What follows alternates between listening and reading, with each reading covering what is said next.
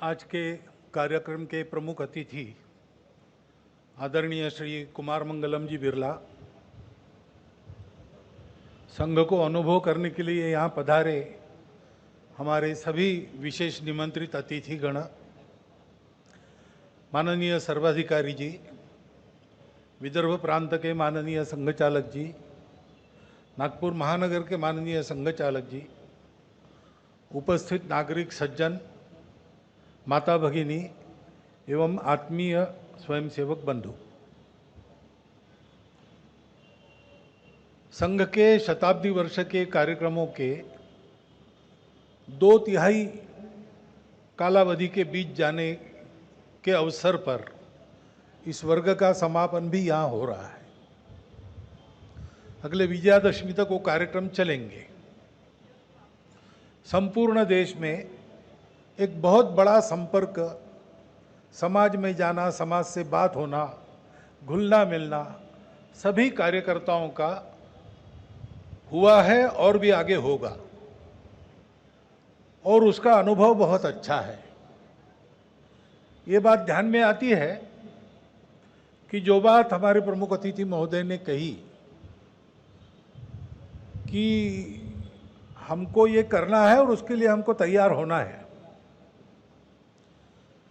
ये मानसिक भाव सामान्यतः सारी भारत की जनता में आज अच्छी तरह से व्याप्त हो रहा है और उसके परिणाम भी दिखते हैं। अभी व्यक्तिगत गीत में कहा गया, हिंदू जागरण का परिणाम आया। वो परिणाम दिख रहा है। भारत का दायित्व जिसके कंधे पर है, वो हिंदू समाज अपने दायित्व को वहन करने की इच्छा रखकर सजग हो रहा है, जागरूक हो रहा है, और अनेक दिशाओं में उसके परिणाम स्पष्ट हो रहे हैं, हम सबके सामने है।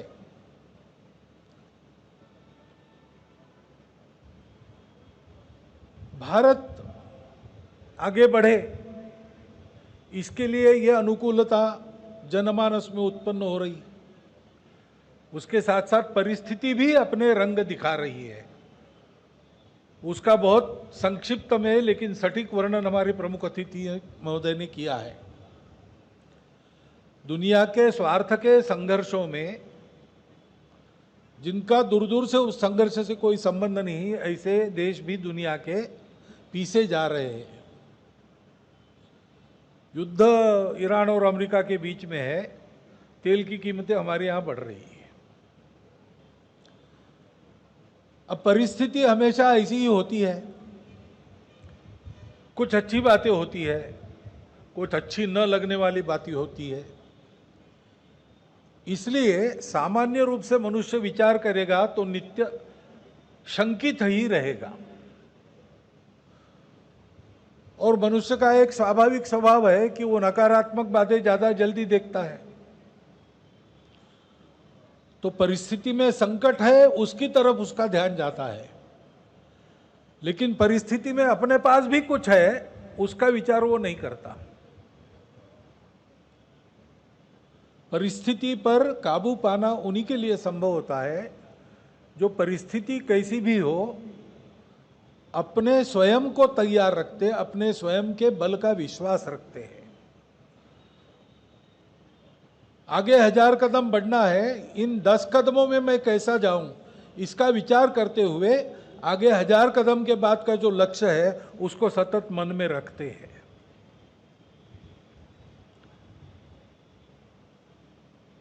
बहुत सारी बातें हैं। भारत का समय तो आ ही गया है। कलहों में फंसे, स्वार्थ में फंसे, अपना विकास और सृष्टि का विनाश, इनमें कोई बीच वाला रास्ता न पाने के कारण लड़खड़ाते हुए इस दुनिया को भारत की और भारत की ही आवश्यकता है, क्योंकि इन सबको जोड़ने वाला तत्व अन्य दुनिया के पास नहीं है। शरीर का विकास दुनिया जानती है, उसको ज्ञान है। बुद्धि का विकास दुनिया जानती है, उसको ज्ञान है, मन का भी विकास वो जानते हैं।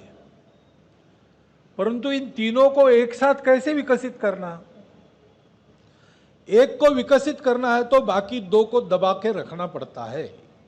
ये प्रचलित पद्धति चल रही है।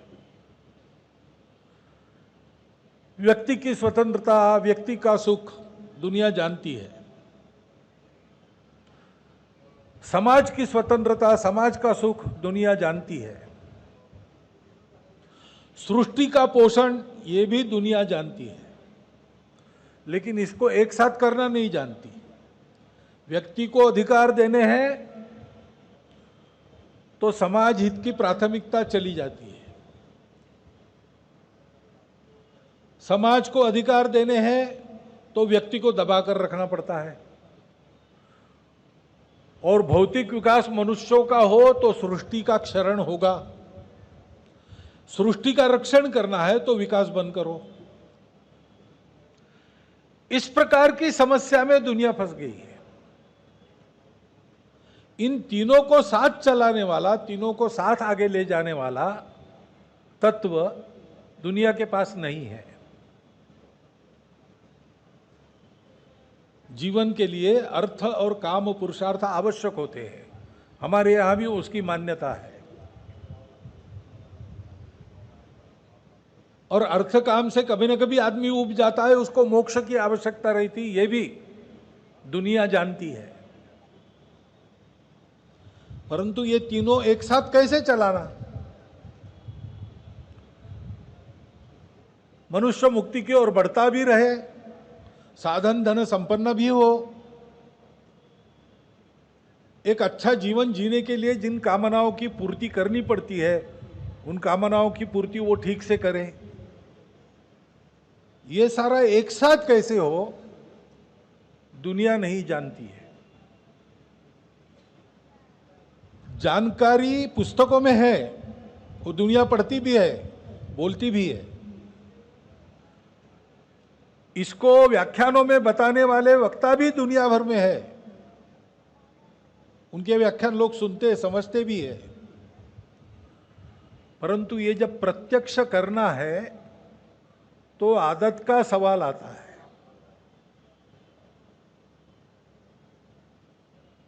क्योंकि कृति तो शरीर मन बुद्धि के साथ समन्वय करने से होती है। वो समन्वय साध कर और शरीर जो मन की इच्छा है बुद्धि के प्रकाश में पूर्ण करे, ऐसा करना पड़ता है। उसके लिए आदत आवश्यक है। परिणाम तो आदत का ही रहता है। एक भिखारी और एक भिखारन रास्ते पर मिल गए, प्रेम हो गया तुरंत। दोनों ने तय किया विवाह करेंगे। अब विवाह करेंगे तो पूछताछ हुई, तुम्हारे पास क्या है, तुम्हारे पास क्या है, कुछ चाहिए ना। तो भिखारी के पास तो कुछ नहीं था। भिखारी ने कहा मुझे एक फूटी कौड़ी मिली थी, वो मैंने शहर के उत्तर दरवाजे के पास जमीन में गाड़ के रखी है, चलो उसको लाते हैं और विवाह कर लेते हैं। दोनों चले। नगर का राजा आ रहा था, सवारी आ रही थी हाथी पर, आगे सब बताया जा रहा था महाराज साहब आ रहे, रास्ता खाली करो। दोनों तरफ प्रजा खड़ी हो गई अपने राजा को देखने के लिए। जय जयकार होने लगा, भीड़ होने लगी। राजा ऊपर से देख रहा है सारा, उसको आनंद लगता था। मेरी प्रजा मेरा जय जयकार कर रही, मैं कितना लोकप्रिय हूं। किसी का ध्यान बाकी बातों में नहीं था। राजा जा रहा था रास्ते से, उसका वैभव संपन्न वो स्वरूप देखने के लिए सब लोग लालयित थे, उधर ही देख रहे थे। लेकिन हाथी पर बैठे राजा ने देखा कि ऐसी भीड़ में एक फटेहाल आदमी और एक फटेहाल महिला वो कहीं जा रही है, उनका मेरे तरफ ध्यान नहीं है, भीड़ के तरफ भी ध्यान नहीं है। ठेला ठेली करके रास्ता निकाल के बहुत जल्दी में जा रही है। भाई सारी दुनिया मुझे देख रही है, इनको मुझे देखने की फुर्सत क्यों नहीं है? उसने प्रधान जी को कहा जरा देखो, पूछो उनको, ऐसा कौन सा काम आ पड़ा जो इधर बिना देखे चले जा रहे हैं। प्रधान जी ने सेनापति को कहा, सेनापति ने हवालदार को कहा, हवालदार गया, उनको रोका, कहाँ जा रहे हो? तो बोले हवालदार जी रास्ता छोड़ दीजिए, विवाह करना है जल्दी, वो फूटी कौड़ी लाने जा रहे हैं। बोले रुको महाराज ने, मत रोको हमारा रास्ता, जाने दो हमको। हवालदार ने दोनों को पकड़ के राजा के सामने लाया और कहा कि ये विवाह कर रहे हैं और इसके पास एक फूटी कौड़ी है, वो लाने के लिए जा रहे हैं, इसलिए आपके तरफ ध्यान नहीं। मैंने रोका तो कहता है कि जाने दो, रोको मत। तो राजा ने कहा अरे भाई फूटी कौड़ी ऐसी कौन सी बड़ी बात है, और थोड़ा रुक लोगे तो विवाह रुकने वाला थोड़ी है, बाद में होगा, रुक जाओ थोड़ा। उसने कहा नहीं महाराज। बोले तुम कौड़ी की, मैं तुमको 1 रुपया देता हूँ। नहीं नहीं महाराज जाने दीजिए। जिद पर आ गया। अब जिद पर आदमी आता है तो राजा भी उसके सामने कुछ नहीं। राजा ने कहा अरे भाई सोने का रुपया देता हूँ। तो नहीं चाहिए। अच्छा चल 10 रुपया देता हूं सोने का। राजा बढ़ाते गया, ये नाना करते रहा। आखिर राजा ने कहा तेरे को आधा राज देता हूं। तो भी वो नहीं माने। लेकिन महिलाएं व्यवहार चतुर होती है।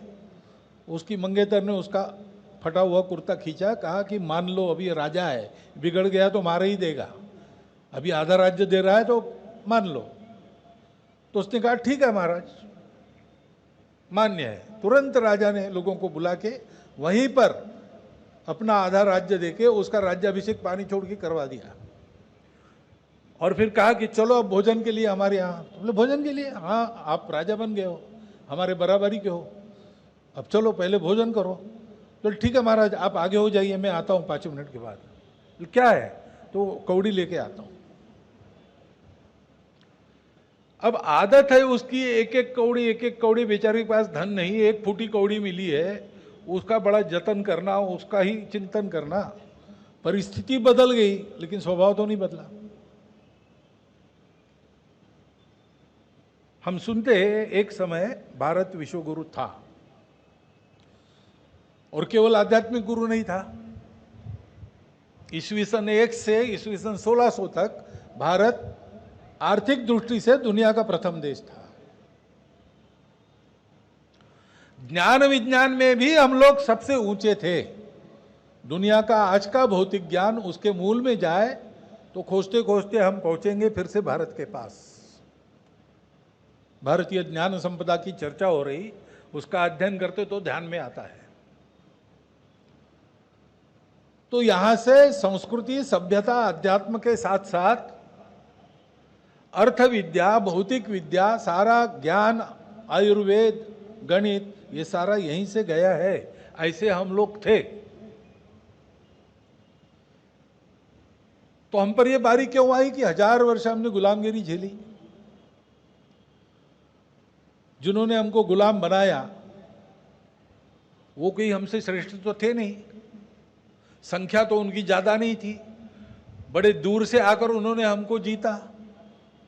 किसी मामले में हमसे बढ़तर नहीं थे, हमसे बदतर ही थे।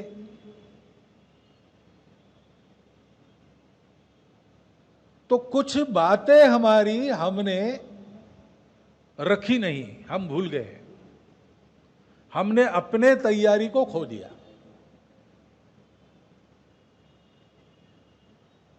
उस तैयारी को हमको करना पड़ेगा। और अभी जो गीत व्यक्तिगत गाया गया उसका आशय वही है कि उस तैयारी को करने का प्रयास चला। संघ के तो 100 साल हो ही गए हैं, लेकिन बहुत लोगों ने किया है, अभी भी कर रहे हैं।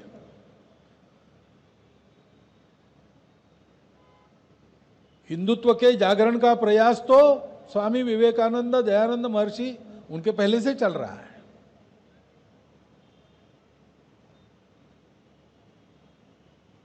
एक कार्य पद्धति संघ ने ऐसी विकसित की जिससे सारा हिंदू समाज अपनी भाषाओं की, पंथ संप्रदायों की, जात पात की सारी विविधताओं को कायम रखकर एक सूत्र में बंध जाए, एक दूसरे का हो जाए।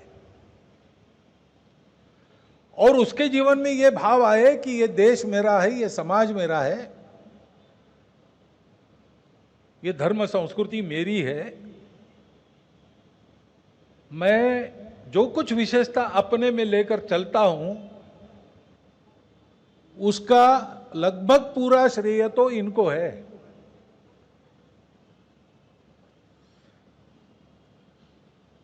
आज हमारे कुटुंब व्यवस्था का अध्ययन दुनिया भर के लोग कर रहे हैं।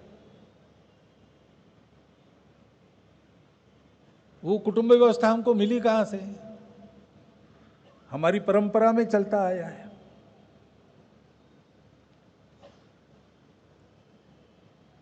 मातृवत परदारेषु परद्रव्येषु लोष्ठवत आत्मवत सर्वभूतेषु, ऐसा जो जीवन शैली का प्रकार आज भी हिंदू समाज में मिलता है अच्छी तरह बहुतायत में।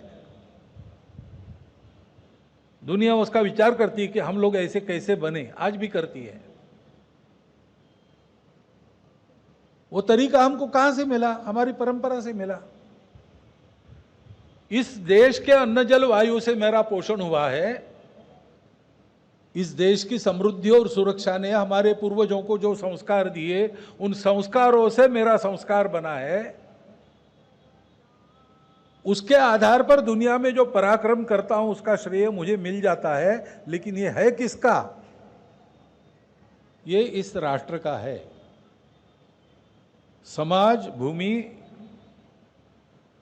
उसकी सृष्टि सहित भूमि, जंगल, जानवर, जल सहित, और उस पर रहने वाले ये समाज, जनपद, इसके कारण ये सब मुझे मिला है, तो मुझे वापस देना है। वापस देने की बात भी मेरी परंपरा मुझे सिखाती है। सृष्टि को जीतो, सृष्टि को लूटो खसोटो, सृष्टि तुम्हारे उपयोग के लिए बनी है। हमारी परंपरा ने ये नहीं कहा, हमारी परंपरा ने कहा तुम भी सृष्टि के अंग हो और ये सब तुम्हारे पोषक है। इसलिए कोई पेड़ है तुलसी का तो वो भी माता है, कोई पशु है गाय तो वो भी माता है, और बहने वाली नदी वो भी माता है। इस कृतज्ञता को लेके तुमको जीवन जीना है। दोनों हाथों से कमाकर 1000 हाथों से बांटना है। ये जीवन हमको मिला, उसकी आदत पीढ़ी दर पीढ़ी हमारे संस्कारों द्वारा, हमारे संस्कृति से हमको मिली है। वो आदत दुनिया के पास नहीं है।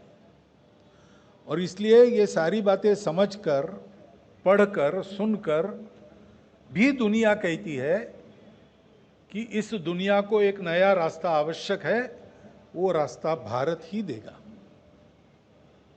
और इसलिए भारत का समय तो आ गया है। लेकिन समय आने से केवल नहीं होता, उस समय के लिए तैयार होना पड़ता है। प्रमुख अतिथि ने ठीक कहा, फ्यूचर हैज ऑलरेडी अराइव्ड। हमारी तैयारी, सारी नियति उसके लिए रुकी है। हम तो बहुत वर्षों से कह रहे हैं, हम यानी संघ के लोग नहीं, हम भारत के लोग, भारत विश्वगुरु है, भारत विश्वगुरु बनेगा, भारत को विश्वगुरु बनाना है। हम बहुत दिनों से कह रहे, तो रुके कहाँ है? रुके वहीं है, हमारी तैयारी बाकी है। संघ के निर्माता डॉक्टर हेडगेवार ने समाज के उत्थान के लिए उनके समवर्ती समय में जो जो प्रयास चल रहे थे, उन सब में सक्रिय होकर भाग लिया, अनुभव लिया, उनके धुरीणों से चर्चा की, और वो इस निष्कर्ष पर पहुंचे कि ये सारी बातें होनी चाहिए।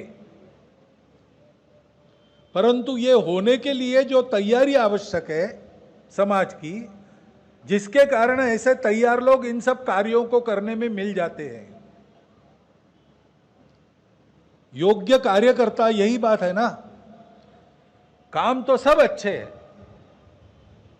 अपने देश की भौतिक उन्नति के, उद्योग के विकास के, कृषि के विकास के, लेकिन हमको नया रास्ता देना है तो हमको बाकी दुनिया की कॉपी करके नहीं चलेगा। हमको अपना एक नया रास्ता अपने विचारों के आधार पर खड़ा करना पड़ेगा और परिश्रम करना पड़ेगा निस्वार्थ बुद्धि से। तो व्यक्ति चाहिए ऐसे जिनका मन स्वत्व से परिपूर्ण हो, स्वबोध की स्पष्ट कल्पना जिनके हृदय में सतत जागृत हो, और उस स्वबोध को व्यक्तिगत, पारिवारिक, सामाजिक, राष्ट्रीय सब प्रकार के जीवन के पहलुओं में चरितार्थ करने का जिनका दृढ़ संकल्प हो और उसके लिए आवश्यक सारी गुण संपदा जो साधना से प्राप्त कर रहे हैं, वो साधना जिनकी निरंतर चलती है, जो समाज, देश, राष्ट्र के लिए जीने मरने पर उतारू है, ऐसे लोगों का सतत, बाकी सप्लाई चेन गड़बड़ हो गई तो फिर ठीक कर सकते हैं, ये सप्लाई चेन कभी गड़बड़ नहीं होनी चाहिए। और इसलिए सबके कामों को पूर्ण करने वाला ये काम उन्होंने 100 साल पहले शुरू किया।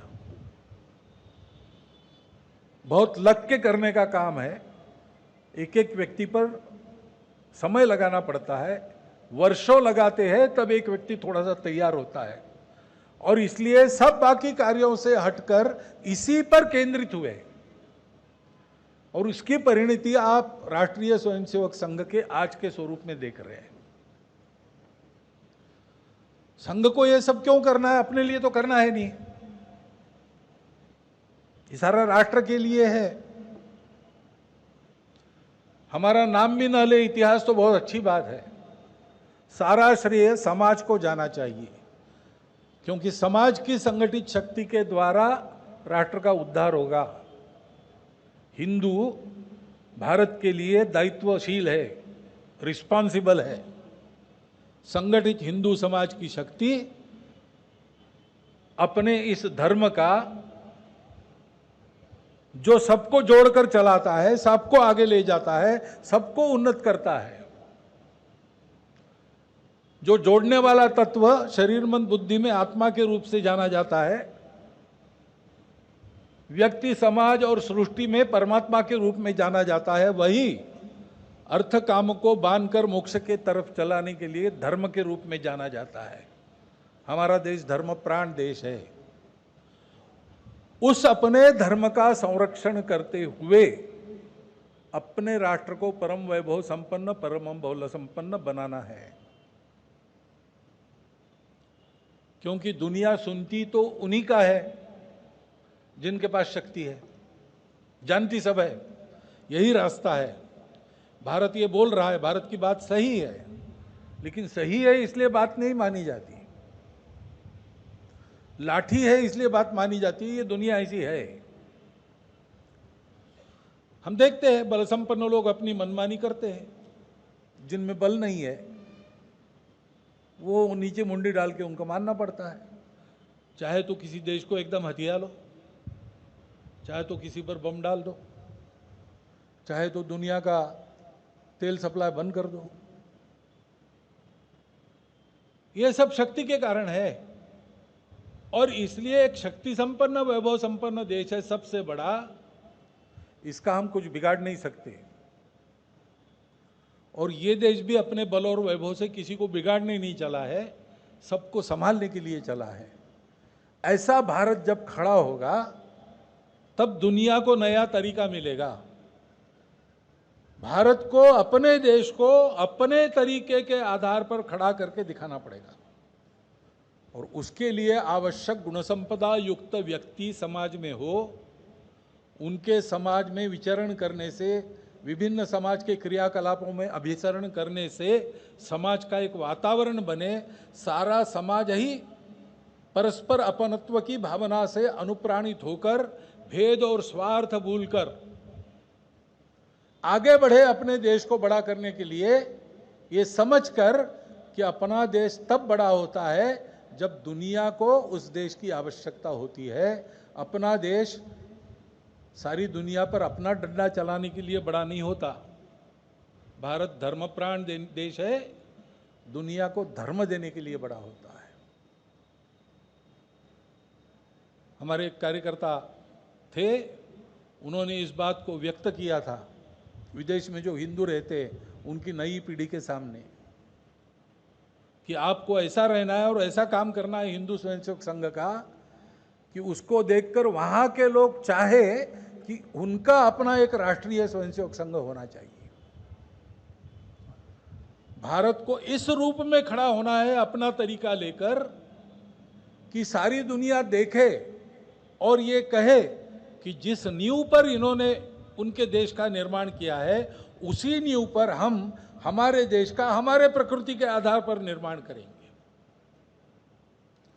और ऐसे सब निर्मित राष्ट्र, क्योंकि जिस नींव पर निर्माण हो रहा है वो नींव विश्व बंधुत्व की है, वसुधैव कुटुंब की है, सब में एक देखने की दृष्टि वाली है, उसके आधार पर जब दुनिया के देश भी बनेंगे तो सारे जगत के राष्ट्र अपना निर्वाह ठीक से करते हुए पूरे विश्व के निर्वाह में अपना समुचित योगदान परस्पर मित्रता के भाव से साथ रहकर करते रहेंगे।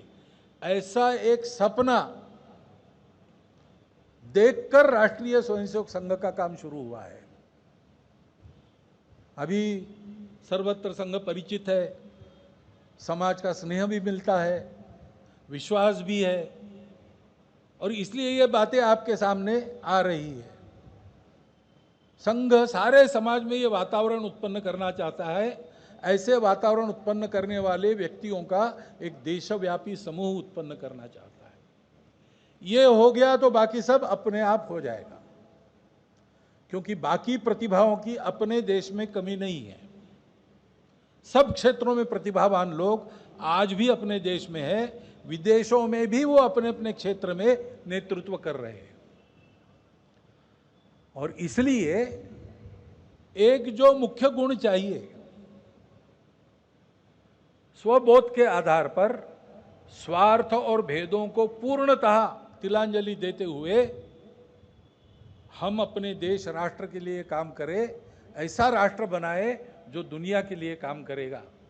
ऐसी एक गुणवत्ता उत्पन्न करने वाला एक कार्यक्रम प्रशिक्षण का चलता है। आपने जो कार्यक्रम देखे शिक्षार्थियों ने किए, दिखने में बहुत सीधे साधे सरल है, और इतने बड़े व्यापक ध्येय से उसका क्या संबंध है, ऐसे बाहर से देखने से ध्यान में नहीं आता। अंदर आकर देखना पड़ता है, तब वो प्रतीत होता है। वो शब्दों में नहीं बता सकते, पुस्तकों में नहीं लिख सकते, उसका अनुभव ही करना पड़ता है।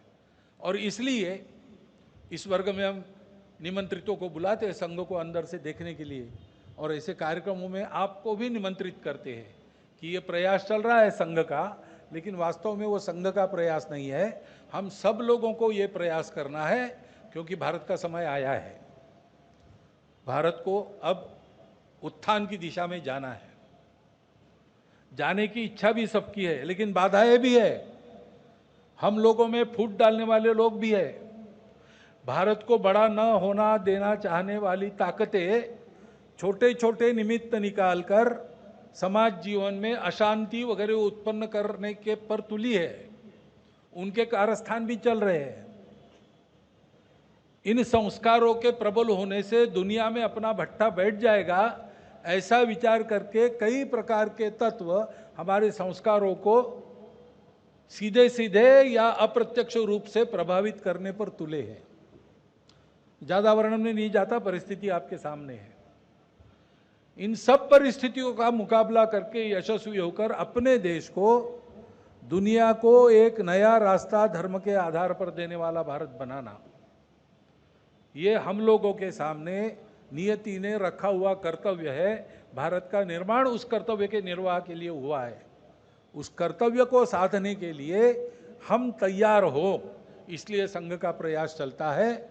आपसे निवेदन यही है कि केवल दर्शक बने मत रहिए, संघ में आइए, संघ को देखिए, समझिए, फिर प्रत्यक्ष संघ के कार्य में ऐसे गणवेश पहनकर कार्यक्रमों में, शाखा में आइए। अथवा कठिन लगता हो तो संघ के स्वयंसेवक इतने सारे काम कर रहे, विविध संगठन है, गतिविधियां हैं, सेवा के कार्य चलते, उन सब में आप हितैषी के नाते सहयोगी हो सकते हैं, वहां कार्यकर्ता बन सकते हैं, अथवा समय समय पर इन सब बातों में मदद कर सकते हैं, अथवा आप अपने मन से इस भाव को मन में लेकर प्रामाणिकता से, निस्वार्थ बुद्धि से देश के लिए कुछ अच्छा काम करते हैं तो संपर्क हम रखेंगे। हम मानते हैं कि आप संघ में पैर भी नहीं यहाँ पर रखना हो तो भी ये अगर आप कर रहे हैं तो आप संघ के स्वयंसेवक ही है। परंतु अब समय आ गया है कि पूरे समाज को इस प्रकार एक स्पष्ट कल्पना स्व के बारे में मन में रखते हुए अपने राष्ट्र के हित के लिए अपने जगत के हित के लिए सक्रिय होना पड़ेगा। ऐसा हुआ तो आने वाले 2-3 दशकों में उस भारत को हम देखेंगे जिसके बारे में स्वामी विवेकानंद ने कहा था कि मैं भविष्य नहीं जानता, न ही मेरा भविष्य पर विश्वास है, परंतु एक दृश्य मैं अपने मनश्चक्षुओं के सामने स्पष्ट देख रहा हूं। अपनी यह पवित्र भारत माता अपने पूर्व के वैभव से भी अधिक वैभव से संपन्न होकर जगत के गुरुपद के सिंहासन पर बैठकर अपने दोनों करों से सारी दुनिया को अभय और शांति प्रदान कर रही है। वो दिन हम अपने कर्तृत्व से इन्हीं आंखों से इसी देह में रखे, ये शुभकामना मैं आपको देता हूं और मेरा वक्तव्य समाप्त करता हूं।